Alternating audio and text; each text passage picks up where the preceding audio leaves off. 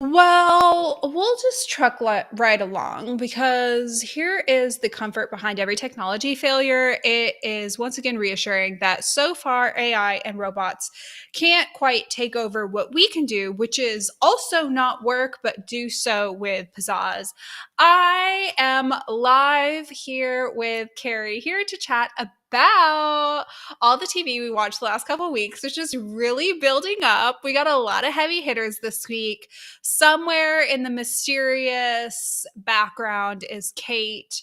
Right now, we will represent her with a picture of Lois Lane, but she is going to work some technology magic and pop back in when we least expect it. Now, Carey, we've got a lot to talk about this week, but we should kick it off with news if there is any. Is there any news this week, or are we just being bombarded with a lot of television?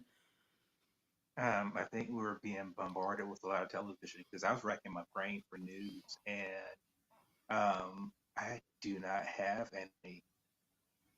Something will probably pop into my head 5, 10 minutes from now, though. Yeah, I was kind of looking for some as well. And I saw that, it's just that time of year, but I saw a couple cancellation notices come through. I think Disney Plus is in a season when they're sending out some cancellation pieces. We've seen a lot of nobody cares about this but me hype drumming up for the upcoming season of Riverdale, which is starting. We saw some advertisements for that tonight during tonight's Flash episode. And the Riverdale cast right now is on a PR circuit from hell. We had Cole Sprouse smoking a cigar indoors on Call Her Daddy. We've had it's been nuts, as I would expect nothing less from this show. Can't wait for the final season. It's going to be a train wreck. Kate, you have returned to us from the Eternal Dimension Void. Is there any news we should know about? Not from my end. I've been in a bit of a news and TV hole this past week due to kind of other events, but um, so I don't bring any news and I bring very little TV watching, but I'm ready to talk about what we have watched. So, Is anybody else curious what those other events could be, or is that just Um, me? Just kidding. Moving swiftly along. So we'll start with tonight's episode of The Flash. And that's going to be really easy because, Carrie, you watched it, I watched it, and I know this is misusing the term gaslighting, but do you feel like we were just gaslit into believing we watched an episode of television? I mean, it was an hour, and there were images and sounds that happened. Uh huh. It it if you think about your thoughts and feelings about each character at the beginning of the episode, and you thought about your feelings and thoughts and what you know about characters at the end of the episode, nothing changed. Not a Um, single and thing. yeah, and if you are a writer, and that's unless you have a really incredible, just absolutely fantastic final episode, you should still learn something about these characters. There's nothing that we didn't know, and so it's head slapping. It's a head slapping episode, You know, especially when you only have 13. yeah, especially when you only have 13. And let me tell you something.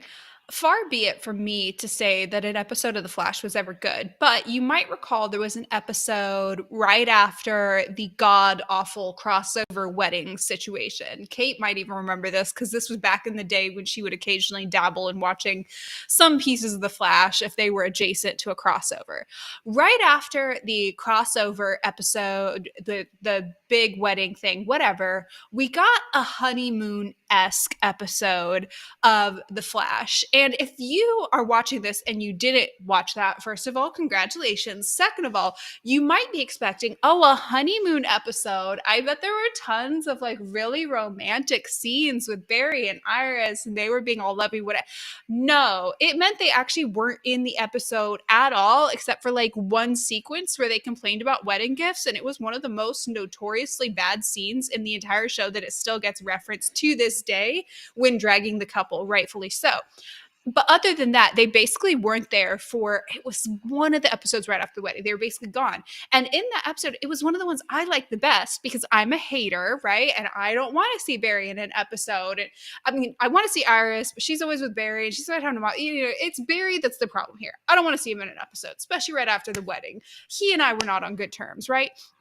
So that was great and it was lovely. And they used that time to move all the other characters' storylines forward. I don't remember any of them, but I do remember they did that. They were given this gift on a silver platter this episode of a baby moon, a concept which is not particularly appealing to me, but I'm not the target demographic. So y'all do whatever you want. But the point is, they're gone. How lovely. We have this whole ensemble cast. We have a very small amount of episodes. We get to put them front and center.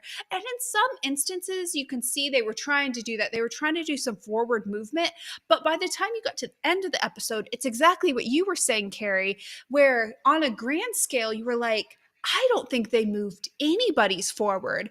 And I'll start with the Caitlyn knockoff example because she was, in my opinion, the most entertaining thing this episode. But I like the techie Fitzsimmonsy type of vibes, so I'm biased towards that, anyways. And I also think Danielle Panabaker is single-handedly carrying this show on her back and has been doing so for the last like 3 seasons.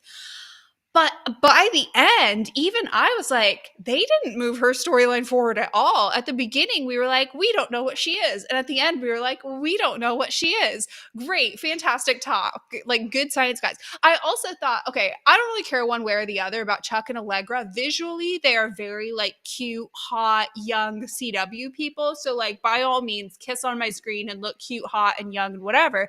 But I don't really care one way or the other because they don't have like the CW to write home about it. Somebody's gonna burn down a high school kind of chemistry, right? But I thought, oh, we're gonna use this episode to have this sort of like, oh, for convenience, you can move in with me, and sort of like this sort of a natural organic rush to the relationship because it's a shortened season. We have to have some sort of catalyst to organically force them to rush it. No, in the end, she moves in with mommy. Like, it's just like, who's making these choices? Y'all were handed an opportunity on a silver platter to explain what Caitlyn 3.0 is, to move Chuck and Allegra in together, and then have them be like, oh, you can stay a couple more weeks, or oh, you can stay what for like the rest of the season, have it be this ongoing joke of like, oh yeah, she's gonna move out soon. Oh yeah, I'm gonna move out soon. And then by the end, they don't. Like, this story writes itself. It writes itself. And also, the first joke about a character named Becky in season 1 who was like, oh my god, Becky's so annoying, whatever, 1 was enough. You get 1, and I made fun of 1. This character has now recurred, and this is a different Becky than the first Becky that they ragged on. Like, it is not 2005. I'm begging you to come up with something else. Please consult your internalized misogyny. And she had so much screen time. It was Yes. ridiculous. I mean, this wasn't a road that had any sort of intriguing story to tell or any sort of background. It's just like, hey, I Rolodex, and you've got a meta, and here you go. Here's my thing, right? I remember there was an episode of Smallville, and I'm just revealing my age here. I believe it was the final season or pretty close to it, right? So they had this episode, like everyone had an episode at that time. Basically, it was the hangover episode, right? Where everyone goes out and everyone gets drunk, including Clark, and they have shenanigans, right? Mm-hmm. And so, yeah, there was no opportunity that Iris was going to get drunk, but this would have been a perfect opportunity for the girls to go out and bond and have fun. And lo Mm-hmm. and behold, wind up at like a casino where they could have had fun with this Becky with the good hair. But no, it didn't get it. Yeah. Didn't get it. I really wish as a whole we got to see more of Iris having fun and the girls in general having fun. But, you know, at this point, we don't see a lot of Iris. It's borderline like recurring character as opposed to lead. And I don't know if it's like a scheduling thing or what. Next episode as well, based on the trailer, it seems she's going to be separate from everybody else. And I don't know. I mean, if maybe this is like a, what was it, The Good Lawyer or something like that. Maybe this is a The Good Lawyer situation where like you kind of have to write people away from each other. But man, this is the CW. How do you have that kind of pull like Juliana Well, Margulies? Anyways, in the chat, Stormy has joined us. Very exciting. Stormy, we have missed you the past few episodes. By the way, she says hi and she has brought news for us, you guys. She points out Bridgerton season 3 has wrapped. So excited. Whether it makes me mad or not, I'm going to be there. And she says, I'm ready for Penelope and Colin. I am ready for Penelope. I can take her leave Colin. I'm right there with you. She says, question for The Flash. Was Red Death as abysmal as I have seen described? She also notes romantic scenes with Barry and Iris are impossible. That is true. Okay, what do you think about her question about Red Death? for what they had to work with in order to pull this character off, I thought it was fine. Um, I mean, it wasn't abysmal. I thought they pulled it off as well as they could. I kind of wish that she had had an opportunity to have I mean, they could have had this episode to wrap up the Red Death arc as opposed to what we got. So I feel like we probably should have and could have gotten more. Um, I don't know if I understand all the sort of hate for the character, but I thought it Mm, was fine. Um, it would have been really, really, really nice to have at least one episode that sort of showed the world that she came from, mm-hmm, which would have better tied into her motivations, which would have made it much more understandable. I think they needed to do at least that. mm-hmm. I think the villains on this show are an opportunity for a really interesting character to shine because we've got some struggle with some of our heroes, whether it be a boring character concept, somewhat newbies, whatever the case may be. There's sometimes there's some chemistry fizzle here and there, whatever. But villains, we really have an opportunity for villains to pop, for villains to be funny or interesting or sexy or dynamic, whatever. Red Death was just okay in terms of the writing, but I think was excellent in terms of the execution. I think really wonderful delivery of even cases where I wish the storyline had gone further. She just did such an excellent job of elevating it beyond what it would be on paper, in my opinion. Stormy also Usually. asked, have any of the other Arrowverse actors shown up dreading what these writers will do and say with Oliver and his family? Well, Stormy, they're all Arrowverse folks, but for Arrow specifically, I don't know. We haven't had any others show up, but we do know that Oliver is going to make an appearance. I don't know. I think we know that David's also going to make an appearance, right? So we'll see. I don't know about Melissa. Um, Dreamer, it will be in the next episode. Okay. And she was Yeah. mentioned as well, right?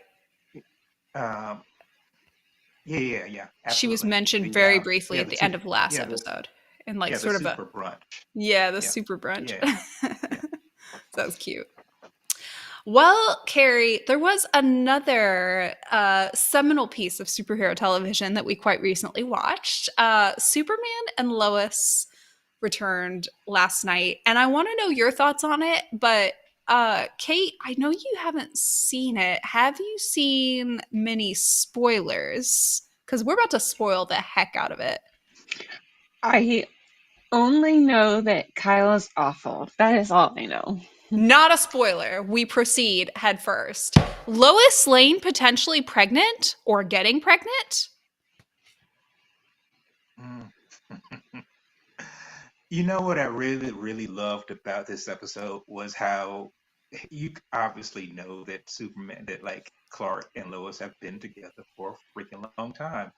And they dealt with this like people who've been together for a long time who have a really damn good relationship would deal with this kind of thing. Yes, there's an air of excitement and happiness, but then there's also a good Lord, how are we going to deal with this? And so yeah, you have both of those things, and it was done in a really cool and a really fun. I could not imagine many other casts or many other lead casts on a show on CW handling it the way that they did. That's just Mm-hmm. freaking cool. It's refreshing to see. I think a lot Um, of this has to do with the perfection of the age of the casting here as well. I think I've gone on a rant here before on this concept of, sometimes we see parental figures being too old or we see parental figures being too young. So a lot of times on the CW show, the cliche is, you've got these like teenagers and then the person they cast as their parent is like maybe 10 years older than them, even if the fictional character is older, the actor's young, so they can still be like hot mom or hot dad, right? And with Bitsy and Tyler, am I getting their names right? yeah. Tyler? Yeah. With both of them, they are both of the correct age to where they could reasonably have had kids, potentially young, but have teenagers who are turning 16. It is believable. And they are also of the age where they could reasonably be considering having a child. That particular niche they fit, that whether or not we think it's a good idea to introduce a pregnant Lois or to introduce a baby into this storyline or any of that, we can see them and believably understand, okay, this is something that this couple could be considering and confronting right now, especially since their first two are twins, something that we're reminded this episode. So they've only gone through that childbirth situation thing once. You know what I mean? As a mother, it might feel like an only child experience, maybe, question mark. Again, not an expert. Wild speculation, but it is the CW. Let me get down to the nitty gritty of what we're all thinking about this episode, right? Because there was Yep. the episode was called Closer, and Clark and Lois they got really close in this episode, right? Yep. So have they ever talked about how they get closer without with the incredible variable of being a damn Kryptonian? Have they ever talked about that? Not on this show, no. Are we supposed to be Because inferring? Maybe. okay, let's just assume that Clark is obviously an incredible master of his physical abilities and what have you. But Sure. let's just be real. You get into the throes of passion, and something bad could happen, like Oh really, yeah. really bad. Like the So Edward Cullen, Bella Swan honeymoon broken bed situation. right, He was afraid he was going to so kill her. Let's bring back some yeah, Twilight into Superman and Lois. yeah. That's what they were missing. I mean, it would just be nice if there is a one conversation about, hey, there is a sliver of kryptonite over in the corner of the room, or I've been taking my like boost insure, like, like something. Just give me something. I feel like that'd Maybe be I'm just cute. What a good touch of like yeah, a nod to that maybe in I'm a digging like for too super much. familiar married couple way. Yeah, it would have just been nice to hear that little one off, but Instead of a I just safe word, like, they have safe kryptonite. yeah, and maybe like some pink kryptonite or something. I don't know. But no, man. Anytime that they're together, man, it's just their chemistry. You can just tell that they're good at they they they embody the characters and they're just having fun on screen together, and that just comes across. Um, and if that doesn't work, then the show doesn't work. And one Yep. of the reasons that the show does is, like people always say about it, it's basically a family drama about Superman. And without the family, without that connection, it just wouldn't work. But it Mm-hmm. does for them. But we know what we want to get to, right? Oh, take it away, Carrie. Let's. I'm going to say take some deep, calming breaths. I I just have to assume that when the CW, any show, um, they look at the characters that they have. They probably put them on like a dartboard or something, and they say, "Hey, we have to pair somebody with someone." And what's the Spin the worst wheel. possible? Yeah, and it. I mean, there's been nothing about Chrissy's character up until this point that suggests to me that she would be down for, like, hey, let me just go like have this moment of weakness and go hop in a bed with this not even fully divorced dude and she wasn't. It's not like she was drunk or not like she was under like any sort of influence. It She doesn't seem just like the kind of girl that would sleep with a guy who so visibly has been wearing the same pair of tidy whities for 5 years straight. and it is it's questionable on so many levels. She just seems like the kind of person you don't become like the editor and publisher of a small town newspaper and do it for the time that she's done by making terrible, questionable decisions. And Right. this is We're a led to terrible, believe she's questionable also teenage traveled. Like decision. she's seen the world. Like she's not like I'm literally my options are literally restricted to whatever men between the ages of 25 and 45 exist in this tiny ass town. And here's the worst part.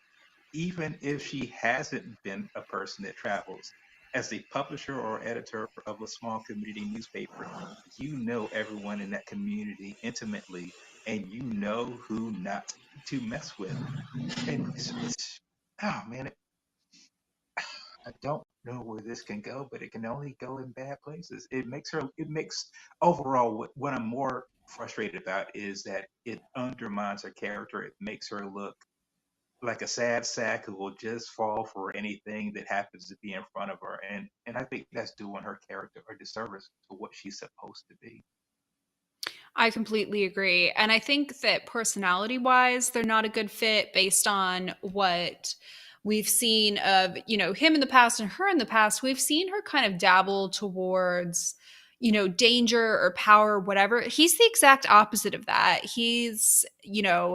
A he's a loser. He's this small town guy who we're led to believe has like very rarely left or thought beyond the outskirts of like he is extremely cookie cutter. There's nothing unique or whatever about him that would attract her attention in the way that not in a romantic sense, but the villain from last season kind of attracted her attention and the cult kind of caught her eye.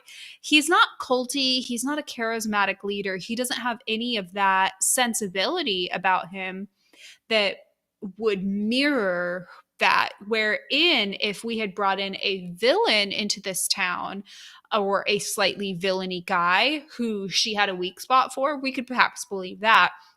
He's not a villain in that sense. He's just a loser. Like he's just like a bad guy who's like inconsistent. You get the sense that he would be like the kind of person who's like a dry texter and hits the snooze button 47 times and doesn't wash his undergarments and just like all think of whatever like loser guy who never grew up type of behavior you can think. Like he's not a bad guy. He's like a guy who probably smells. I don't get it.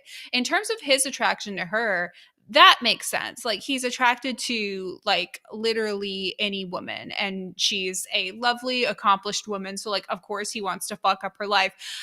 I honestly, there was a small part of me that was like kind of thrilled because I'm like finally my justification is warranted in this like Kyle situation. But then once the divorce papers were signed, I'm like, wait, are we supposed to believe this is like his rebound and now he's gonna fall for her and this is part of like another Kyle redemption arc? Because I will stab my eyes out right this very second.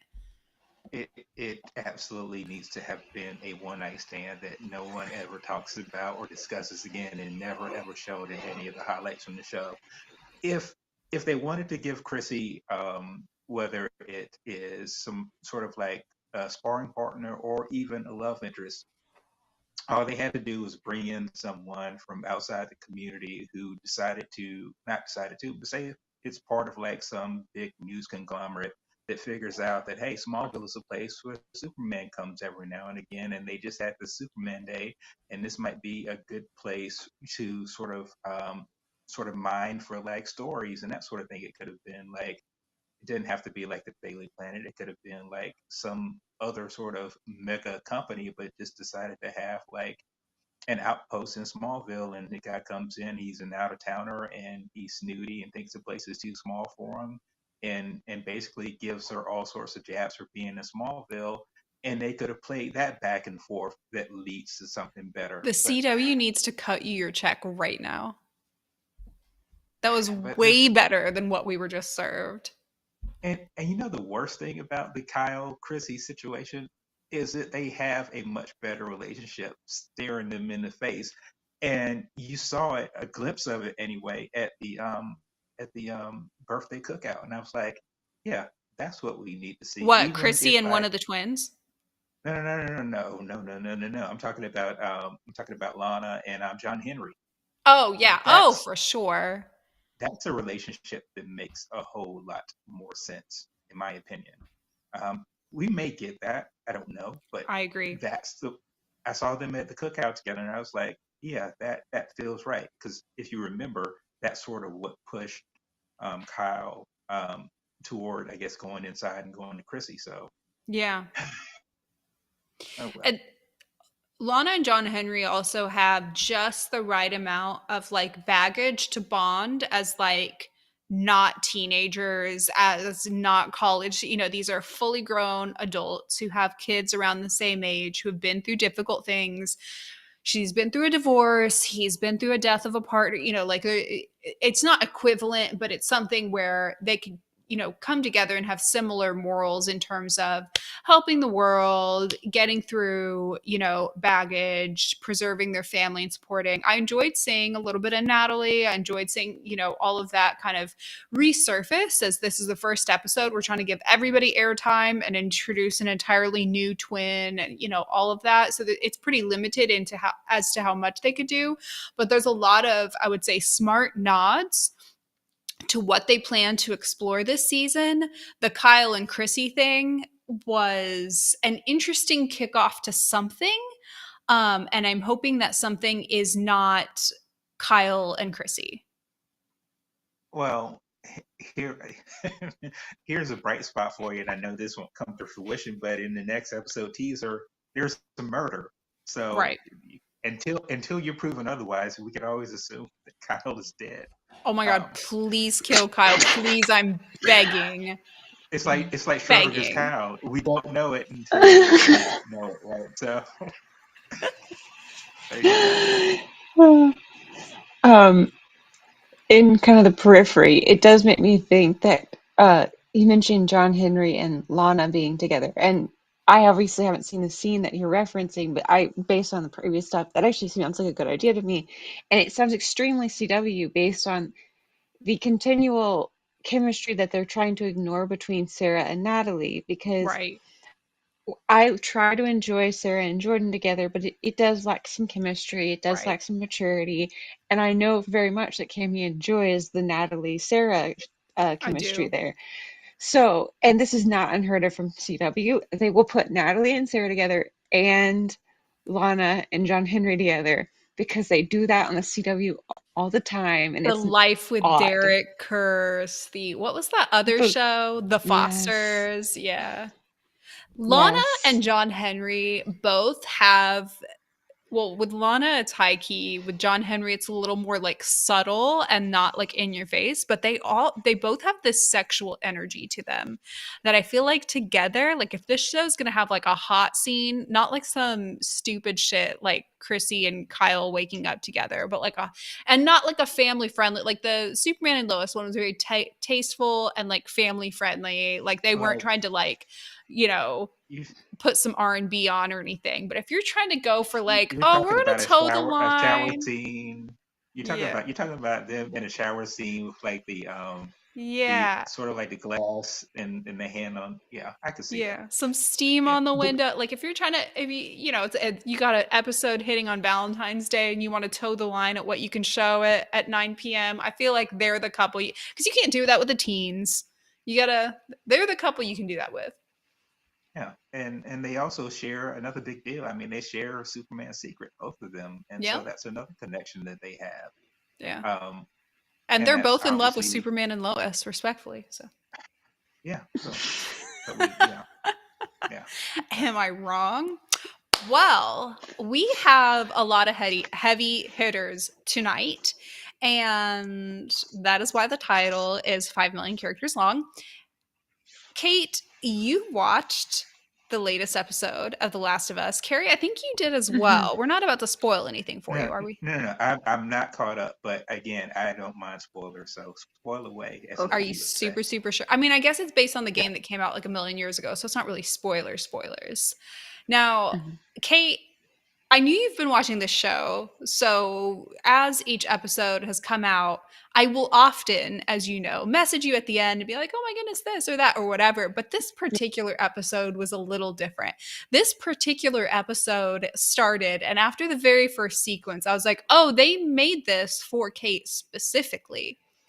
Can you Mhm. talk us through what did you think of the finale of The Last of Us? What questions do you have for us this evening? Just as a vocal diehard Critical Role fan, my excitement was palpable. It was real. It was tentatively. Um, the Ashley Johnson sequence in the beginning was excellent. She is a BAFTA award-winning actress for a reason. Give her the Emmy. Give her the Emmy. But then, of course, I don't. If it's another little detail, I don't even know if you saw it at the end. There's a nurse who is played by Laura Bailey, who is another actress from Critical Role, and she is big in the game, the second game. So that was really fun and really exciting to see. That's awesome. And then on the story side, I think it was a really, really strong episode, and I think it really was the culmination of what I've kind of talked about in the shows as we've talked about the show. And it's a really great exploration of less good versus evil and more of just like, what would you do? There's no truly bad guy, truly good guy. There's not even really right and wrong anymore. There is survival and protecting those you love, and that's kind of what it is.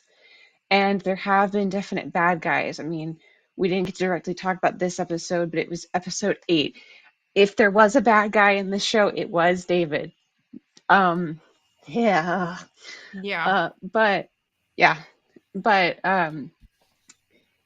past that, everybody else's motivations, you understand them. And it's pretty easy to go, well, that's wrong, but you can easily see a justification as to why they felt it was right. Um, and I think that's what makes that show so interesting is how much, and we've talked about this before about how like a lot of the superhero shows lean too heavily on the good versus evil Yeah. trope and vilify people who are just in a stuck in a bad situation. And this show, I think, does a really great job of almost breaking that mold, um, while having a lot of the tenets of that good versus evil genre. There's considerations of morals, and there is people like really kind of grappling with the choices they make, but it's less blaming and it's less like you're an evil person. It's more like you made a choice because you thought that was the best thing to do in the moment. And that choice will haunt you, as everybody else's choices will. And seeing how that unfolds for everybody else and the repercussions of your choices and how people will react to them later on is a greater exploration of how we actually as people interact, even though it's in a much heightened state. It's, I think, a lot of times a better representation of most people don't actually think in like, is this a good choice? Is this an evil choice? Hmm. And it's more like, okay, consequences. Um, is this the productive choice? Is this the best choice? Is this the most helpful? Is this like, am I going to survive this choice? Is this going to protect my family choice? And I think it was a thing missing in this very like big action genre, and I'm really happy that we're getting to see it like this. It's interesting you Can bring I up ask this a idea of consequences because it seemed like this pain avoidance really kept coming up where we see Joel make choices to avoid pain, like what he experienced with his daughter. And it's not even a matter of what would or wouldn't benefit humanity. He's been pushed to the point where he's simply thinking in terms of pain reduction in the moment. Carrie, go ahead. You had a question. Oh, no, I was just going to ask. I'm assuming you get sort of a semblance from the folks who are making decisions, not based on sort of right or wrong, but just sort of based on survival. What do I need to do to accomplish your goal, whatever it is? But is there a sort of a reward system? Sounds like sounds wrong, but it feels like, or it seems like, if you're in a situation where you're trying to survive and you're trying to take care of yourself or your family, a series of those decisions about your survival is going to lead you along a path. And I guess the question I have is, when people are making those decisions, particularly a series of them, do they feel like, or does the audience feel like they're on this path for um, for lack of a better word, for greater good, or is it just, hey, I'm just trying to get to the next day? I th- I would say it depends on the character. Mm-hmm. The more innocent characters, the characters who have a bit more hope, a bit more innocence, and I would even say a bit more of this is all I've known, so I Mm-hmm. have to know something before I die. Um, have a bit more of I just want to do good. So Mm-hmm. like the main character Ellie has always grown up in this situation. She was born after the apocalypse basically, and she has this perspective of I have this special thing about me that could save everyone. And as a viewer, I think we've come to understand that that's a bit of a naive perspective. And even if that cure is made, it's not going to save everybody. The society is so shifted and altered that a lot of this, like, us versus them mentality is really what's killing people. And I think they also did a really great job of leaning into that. There were so few people that in the season killed by the infected, and so many more people killed by other people. Mm-hmm. And I I think that as a viewer, you're not directly told this a lot, but you start to realize even if they get a cure, we've seen the entire countryside by this point. We know that that's not going to fix the world. But as a kid who wants to do good, and as a kid who is miserable in the world that she's lived in and is just desperate for any hope of fixing it, she has a bit of a unvocalized acknowledgement that I would rather die and save the world than have to continue living in this hellscape. Mm-hmm. Um, and so I think she has a bit more of a I want to be the good guy. I want the I see the good reward system.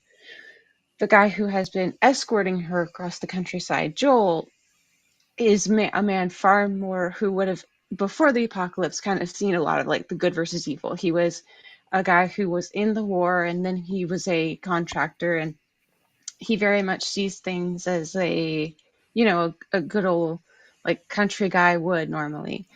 Um, but after that, and having to learn how to survive and fighting to protect his brother and the woman he loved, even though they were kind of in a weird situation. And then this young girl who reminds him of the daughter he lost. It hit for him, it becomes far less protecting for the greater good, a reward system, anything like that. And it's all to do with how do I survive? And not just how do I survive to continue to make sure that they survive? And that's pretty much all that motivates him. I think that's why it's important that when he makes two choices, and this is super spoilery, Carey. I know you've seen everything except the last episode. When he makes two choices at the end of the last episode, which are both, I would consider them selfish pain reduction choices. He is doing this so he does not feel pain. He also is trying to preserve or protect Ellie from pain, but he personally does not want pain. Mm-hmm. One saves her potentially, but puts everybody else in the entire world at risk or prevents them from having a cure potentially. So that is a choice that reduces pain for him and Ellie, but you know, you did not save the world. The second choice is his choice to lie to Ellie. And that executes less harm. Nobody in the world is going to die, so far as we know, because he simply lied to Ellie about what happened. He just gets to, preserve her innocence and then prevent him from the massive amount of pain he would feel if she, found out what he did and fought with him and was distanced from him, and he would lose her in another way, not because she died but because she wouldn't want to be partnered with him anymore in this cross country trek to save the world against mushrooms or whatever they're doing, right? So that second choice harms people less, and yet we as the viewers are led to see it as worse because it is almost exclusively just a selfish choice. It is just to keep him up on a pedestal in her mind. it protects her a tiny bit, but we can see she's, she's smart. She's filling things in. She realized bad things happened. She realized Marlena didn't make it, like all of this. She is still in pain, but we get to see him make this choice that is mostly just prioritizing his own emotions at the end, and therefore we're seeing that as worse than when he put the entire world at risk. And that was really interesting because, as Kate said, we've subverted this entire thing of what would you do, save the world or save your child, like it's not that as our ultimate ethical dilemma, because by the time we get to that point, we know Joel's going to save Ellie, and maybe we would as well, or maybe we do or don't, or maybe unless we're in that situation, we can't know what we would do for a child or a sibling or a neighbor, this, that, or the other. But it's that second choice that really gives you that sort of the two in the 1-2 punch of like, maybe you would or wouldn't save the world, but would you preserve your reputation in a child's mind who looks up to you? That was an interesting ending, and I think sets us up so well for season 2. I'm wondering what you guys are looking for in season 2, which I know is an awkward question if you haven't seen the finale. Well, I was going to ask you, what do you think of those two decisions will have the biggest ramification? It sounds like I got the answer. Yeah, Yeah. two. And because like I kind of mentioned, from how I view it, the cure has always been a hopeless cause. That was a never going to happen type thing. For as much as what he was saying was a lie, there is some truth in the sense that he's saying like they didn't find a cure. Because it, even if they were able to cure the infection, which I doubt they could have, but even if that was the case, they're not going to cure society, and that's really what's been killing people at this point. Is there's this eat or be eaten type mentality right now, and even though there's these hostels and these communes throughout the world or throughout the countryside, even those had this like undertone of this is staged to fall. The one that Tommy's at to me seems like that's only going to last so long, and then it's going to crumble just like all the other ones they saw. And so it would take a lot more energy of trying to convince people to work together, and that involves a lot more effort and a lot longer effort than just a hey, this girl died so that way we could have a cure.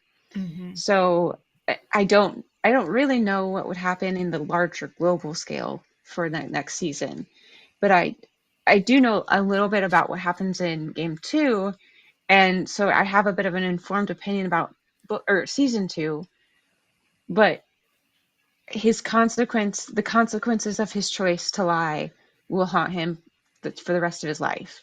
Mm-hmm. However long that life may be, it's But gonna haunt him for the but it's gonna haunt him for the rest of his life, and even past his life, those ramifications on the people who know him and know what he's done are going to affect them.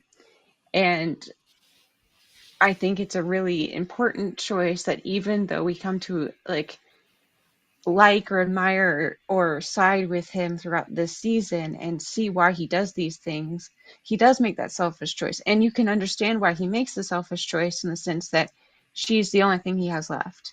He loves her desperately. He still wants to protect her. And I think, to be honest, he still, no matter how much he knows they're different, sees a bit of his daughter in her and knows that his daughter would want to see this like loving man who is a good person, quote unquote, whereas Ellie knows he's killed people and is not fine with it, but isn't surprised by it. And I So she think would have been able to take honesty, that truth. Yeah. yes, yeah. With Ellie, it would have worked so much better to be honest and be like, that was not going to work, and I got you out of there because it wasn't going to work. We'll try something else. And instead, he tried to preserve this idea of who she was in his head so that she could continue to love him in the way he thought she should. And it's that selfish choice of lying and seeing her as somebody she wasn't that will continue to haunt him and her for the rest of their lives. Mm-hmm. Well, Yeah. on that bright and, dare I say, shining note, Mhm. we flip the videos and we transition back to the CW. Carrie, what, what else have you watched this week? Was a taste of the CW through The Flash and Superman and Lois not enough? Well, here's the deal. It's like a narcotic, man. I can't get off of it because Same. um, it's like, okay, The Flash is in the last season. I could very well, just say, I just want to see how this thing winds up because I've invested years of my life into it. But Hmm. for whatever reason, I decided to watch the pilot episode of Gotham Knights, and it's one of those things where it's like, hey, it's either going to be pleasantly surprising to me or it's going to be a hate watch. Um, and I can say it's a CW show. It's a CW show about teenagers, high Hmm. schoolers, and you get all the things you would sort of expect to get. But for whatever reason, it it still was intriguing to me.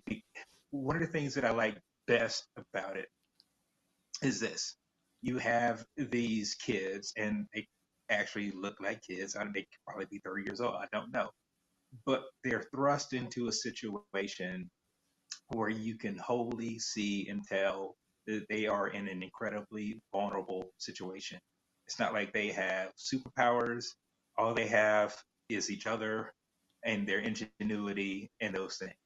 Um, but quite easily, they could be snuffed out, stuffed out, redirected, marginalized. And it is sort of intriguing to sort of see people who are quote unquote the heroes of the show, who are sort of like anti heroes to a great degree, but also in positions of being vulnerable, being powerless. It's like something, I mean, not as like life and death, as life and death can happen to them, but they are in a sort of a powerless situation, and I can understand why that show would appeal to teenagers, right? Because we've all been there, where we sort Hmm. of feel like no one understands us, no one can help us. We're sort of in this on our own. We have to figure this out, and you really get a sense of that in terms of the circumstances that these folks find themselves. Basically, they're being hunted. They have no allies. They only have each other, and they have no one else to turn to. And I can understand how that's appealing to teenagers to want to watch that fight and see how it works out. Hmm. So, in that respect, I am intrigued by it. Certainly, there's the CW stuff that you have with kids in high school, the appropriate bully, of course, the duplicitous people in high school, and those sorts of things. But I'm not saying this show is going to be really good. I'm not saying the show is going to be great. It could turn out to be a dumpster fire by episode two. But it's done one thing that I didn't expect it to do for me. Well, two things. First of all, it got me to watch the first episode, and then it got Hmm. me intrigued to watch the second. So, mission freaking accomplished. And maybe turning into a dumpster fire can be pretty entertaining as well. Well, what do they always say? Either be good or entertaining. Yeah. The goal is to be both, but if you could be one of those two, you're halfway ahead of the game. Yep. So, yeah, I'm a little intrigued. For a second, though, I thought you were wanting me to get into the finale of Walker Independence. Oh, I do want you to get into the finale of Walker Independence. Take that away as well. Well, here's a slight spoiler if you remember the last rant I had last time we spoke about it, because I was incredibly upset by the penultimate episode, and rightfully so. Hmm. Everything in that episode led me to believe that a person that I really liked and appreciated as a character, something terrible, no good, and bad had happened to them. Oh no. Um, I I am happy to say that it was a pretty damn good fake Oh, out. good. Yes. So in here's the deal. Anytime you have a western about revenge, right? What do you want in the final episode? You want that revenge plot to play out. You basically want it to be like, and everybody grab your gun, let's have a shootout, let's get this thing done. Hmm. And in that respect, it was everything you would have wanted. It certainly, because in terms of the arc for the season, you had a clear antagonist and you had a clear protagonist. Mm-hmm. During the course of the season, when characters start developing and layers get pulled back, you see a little bit of both in all the characters, right? So if you're sort of trying to build toward this finale of, hey, we've got good versus evil, and then during the course of the season you sort of muddy that up a little bit, you finally have to get to the point where it's, hey, something terrible happened, which happened in the penultimate episode, which resets good versus evil, and then you have a clash. And that's what we got. It was fun to see. Like I said, my favorite character did not perish in the episode before. So I went into the finale really happy about that fact. I mean, they could have done like whatever they wanted to after that, and I'd have been fine. But it's a CW Western. You got pretty people out in the frontier doing pretty people things. The Cammien Ray is cool. The cast is pretty good, and they've had enough time to develop layers beyond just sort of the stereotypes of, hey, he's the sheriff, or she's The like bad boy and the sheriff and the exactly, golden retriever boy and the girl with the gun. exactly. So they've fleshed out these characters. I'm hoping they get a season 2. You just sort of never know until you watch it, right? Yeah. But they did what they were supposed to do, and we'll see where it goes from here. Well, But the finale was cool. I have it on my list to marathon if they get renewed for season 2. And if they don't get renewed for season 2, then it goes to a crisp maybe, because I've got the list going on there. That was a muffled yawn, which was a reminder to me that we are over 10 p.m. So I will make mine super brief, and I will just briefly go on a quick little rant about Daisy Jones and the Six. And Kate, just feel free to chime in with your thoughts as well. Carey, since you have self-respect and have not, I'm just kidding. It's not a self-respect situation. It's really not, because the book was great and the show is also great. It really is. However, let me just tell you, long have I wanted book endings to be book endings, book plot lines, book middles, book everything to be changed when transferred to a TV show, when transferred to a movie, whatever. And I'm not just talking about comic situations of like, oh, I want Oliver and Felicity instead of Oliver and Lloyd. Like, that's great too, but that's not even what I'm talking about here. Many seminal young adult works and adult works of fiction, you're in whatever first trilogy or Harry Potter this or whatever that comes to mind. I disliked the ending, Hunger Games, etc. Disliked the ending, didn't like the ending ship, didn't like what they did with taking away her powers or moving her to the countryside or this, that, or that, whatever. And I wanted the ending changed. This was the one book where I was like, let's not change this. Let's very specifically for this ship where there's like a will they, won't they, and they take a side on the will they. Let's leave that side what the book chose. I think it's really unique and interesting.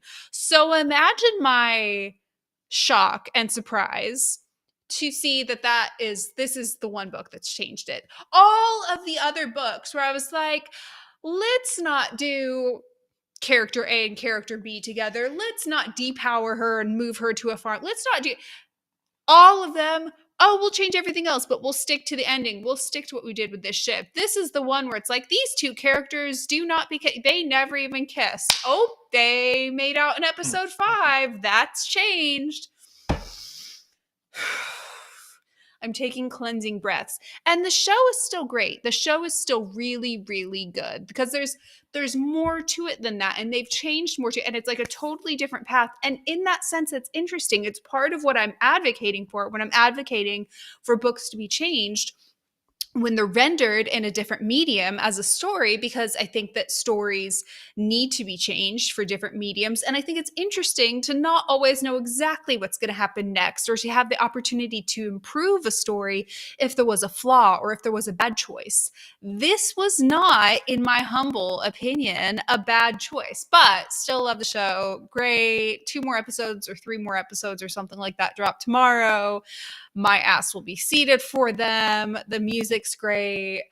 The chemistry in the ship I'm complaining about is fabulous. It wasn't even, and Kate, maybe you can explain this better than I could.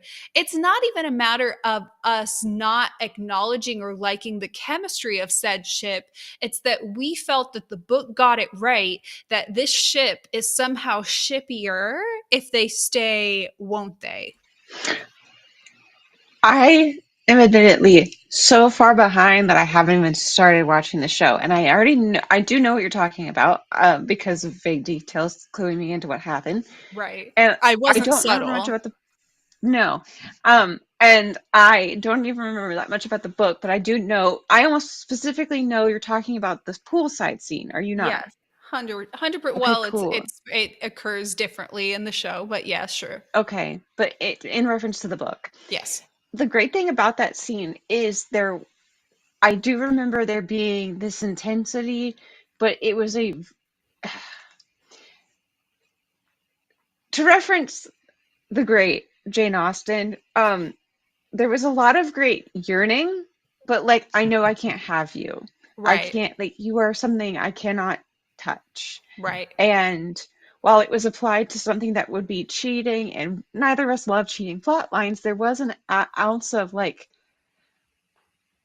there was a we understand each other on such a deep level because we are artists, because we understand each other because we are quote unquote broken in similar ways, in ways that his actual wife did not understand him. And I do think that that is an interesting thing to like play with and kind of deconstruct and analyze about these very common cheating storylines. But the great Okay, thing and about let's the also book, talk about the wife in this as well, because they've mhm, changed her too.